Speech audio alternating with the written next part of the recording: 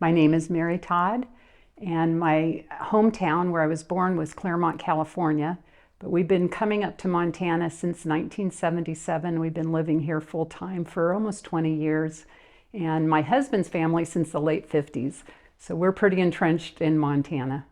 Perfect. And then what have you done for your career throughout your life? I have raised 4 boys, which was my most important job. I have been a school teacher. I was a campus pastor at Azusa Pacific University, and then I pastored a church up here.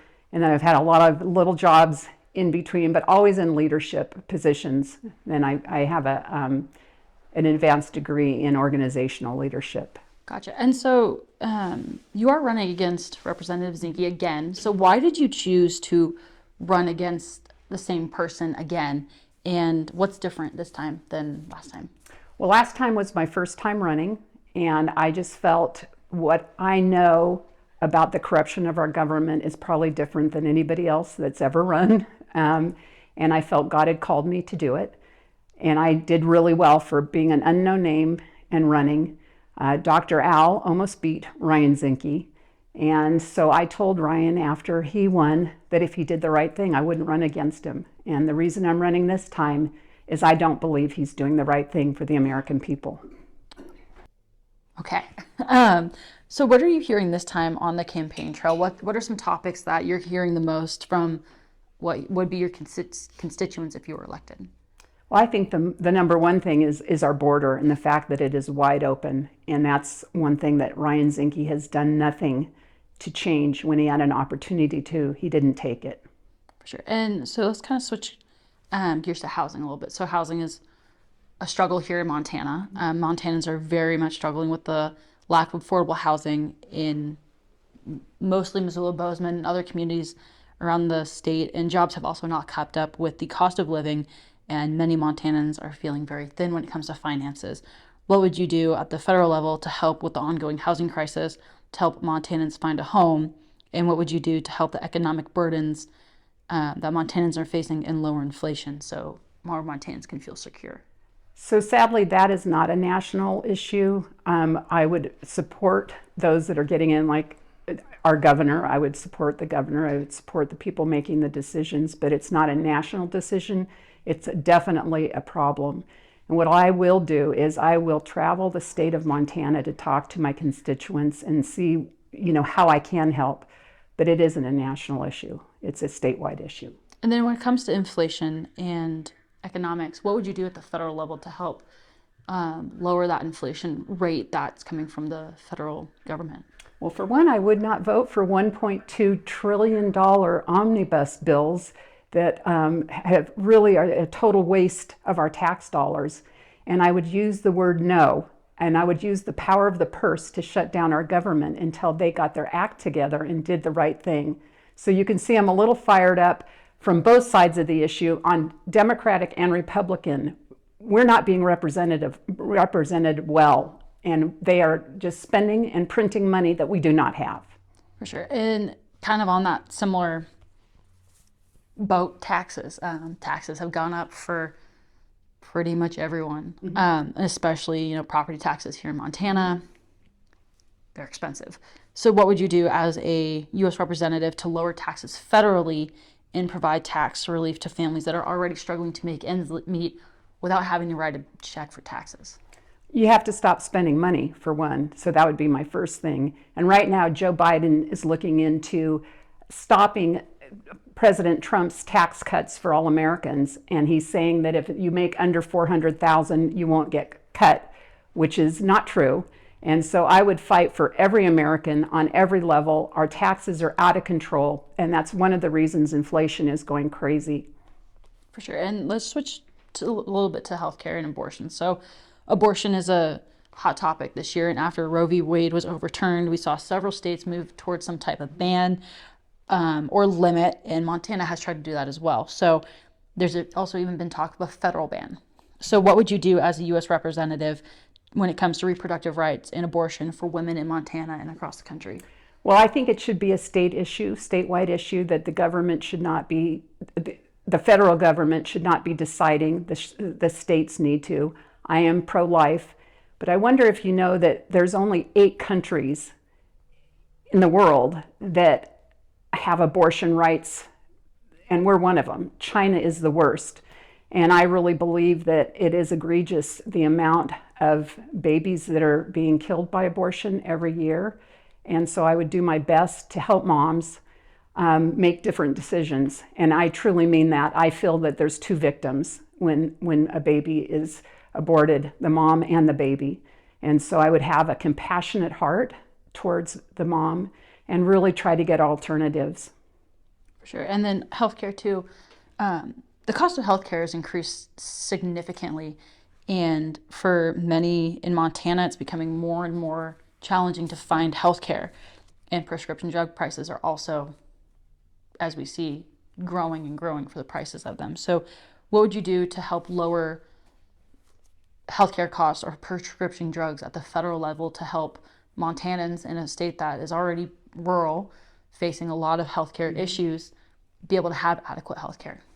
Well, I think there's a lot of corruption in the healthcare industry, and I will say that 2/3 of our congressmen bought FISA stock in 2018 before this pandemic ever happened. And so I think that there's a lot of kickbacks through pharmaceuticals. I would stop the corruption that's happening, and that would lower the price, because if people aren't getting kickbacks, it does not raise the price. So I'd get down to the core of why are these so out of control, and why are people spending, $3,000 a month on diabetic medicine or whatever it might be. It's out of control. It's ridiculous, but it starts at the core of why we have these problems, and that's corruption. For sure. And then kind of on the same topic, but not really. So fentanyl and crimes. Fentanyl has dramatically increased in the U.S., causing more drug-related deaths. It's here in our communities every day. And crime rates are also up, maybe in correlation with drug deaths. Montana has also seen a huge uptick in crime and drug-related deaths. So what would you do to help lower drug-related deaths and crimes coming into the nation, as well as Montana, to help keep communities safe? Well, now you're hitting on one of my topics, and that is the Chinese Communist Party. They're the ones that create fentanyl. They give it to the cartel. The cartel brings it across our country. So this is being done by design. We are being fundamentally torn down. Our youngest, between the age of 18 and 45, it is the number one cause of death now. And so the Chinese Communist Party know exactly what they're doing.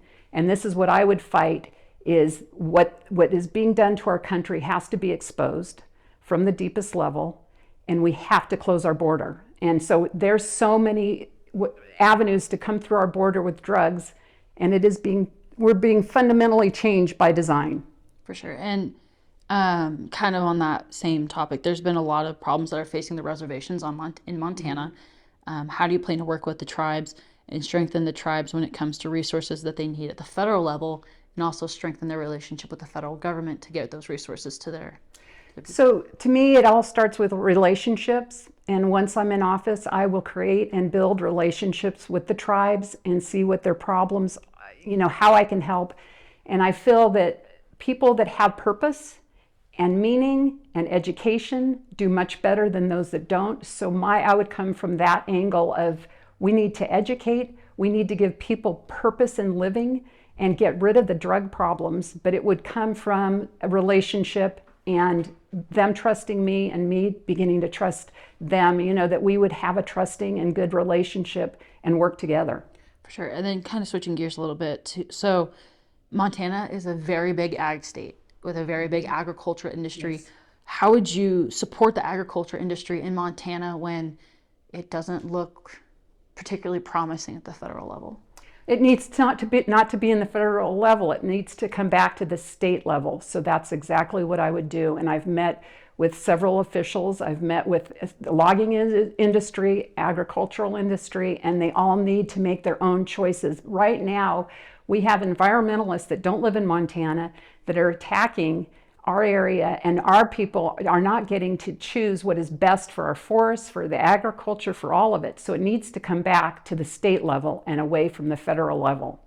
Sure. And then switching, so almost finished, a couple more for you. So Montana is home to a very, very large population of veterans. How would you support the veterans at a federal level to ensure that they're getting the benefits that they need and the resources that they need to support themselves? Well, number one, I am the wife of a naval aviator veteran, and so I have a heart for veterans, and I don't believe they're being cared for the way they should be. Their medical needs to improve. They need to have housing. There's so many homeless veterans. So that is one area that I believe we need to really put into on a federal level to our veterans, to take care of them, to support them.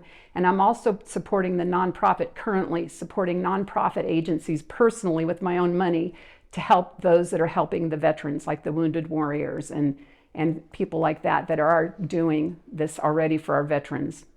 For sure. And skipped over one question on accidents. So mental health is also a big struggle for many across the country, and especially in Montana. There's not a lot of resources. So how at the federal level would you help with mental health resources for those living in Montana, whether veterans or just in general Montanans? So on a federal basis, I don't know that there is a lot that I can do, but from a Christian perspective, I believe that mental health problems need to be addressed, and they don't need to be housed in like an insane asylum or something like that, but they really need help. And I believe it starts with the churches getting out there and helping people deal with their mental issues, housing them, and taking and providing for them. So I would just encourage, especially the church, I think that's the way God designed it, to help people in need. For sure. And then last question for you is, how are you planning on appealing to Democratic and independent voters in a district where it's pretty conservative? And you are also running as a Republican. I am, but just the things I'm running on, like continuing resolution, where we keep our border open instead of shutting down the government until they close it, I think is a bipartisan issue. I believe that the attack from the Chinese Communist Party is a bipartisan. My son Shane was murdered because he refused to compromise U.S. security with the Chinese Communist Party. And when I tell that story and why I'm running and the government corruption I've seen from the deepest level, it is a bipartisan issue. People from both sides totally feel it. And I want unity. You know, back when I was young, during the Kennedy era, there wasn't this division. And I believe that's by design too. They wanted to divide us from race, color, religion, Democrat, Republican. We need to unite, because united we stand and divided we fall. So I will do my very best to hear my constituents, to serve them on both sides of the aisle, and to make sure that people understand that our country is really at a point where we could lose it, and I'm fighting to keep it. For sure. I think that wraps everything up, unless there's anything else you wanted to chat about. Well, I would love to say why I'm running against Ryan Zinke. Absolutely, go for it. Okay. Absolutely go for it. Okay. So the reason that I am running against Ryan Zinke is several-fold, but I'm just going to bring the biggest ones up. CR, continuing resolution, he had an opportunity to defund our government until the border was shut. Ryan Zinke voted for continuing to fund our government. And in that funding, there was all kinds of things that I don't think anybody would agree with. Then we go to FISA, which is Foreign Intelligence Surveillance Act, and that gave our government the power to spy on Americans without a warrant. That is wrong. That takes away our constitutional rights. But the latest one is what is HR 6090, where our government just voted, our congressman voted to censor us when it comes to Israel. And they said it was for Israel's good, but even people from Israel, like or Jewish people like Ben Shapiro, said this is another form of government control over our First Amendment rights to speech. So that was a big mistake. And then our 1.2 trillion, I mentioned it before, omnibus bill included every single thing, including funding Jordan and Pakistan's border, but not closing ours, funding military surgeries for transgenders in our military, which is undermining our military strength. That's not what they're there for. And then funding electric vehicles. Electric vehicles, it's proven that tanks will not fight the way a regular vehicle would fight. So it's all these things that are undermining our country. Ryan Zinke says he can fix it, but he's doing nothing to fix it. And these are things that I would vote against. For sure. Awesome. Thank you so much.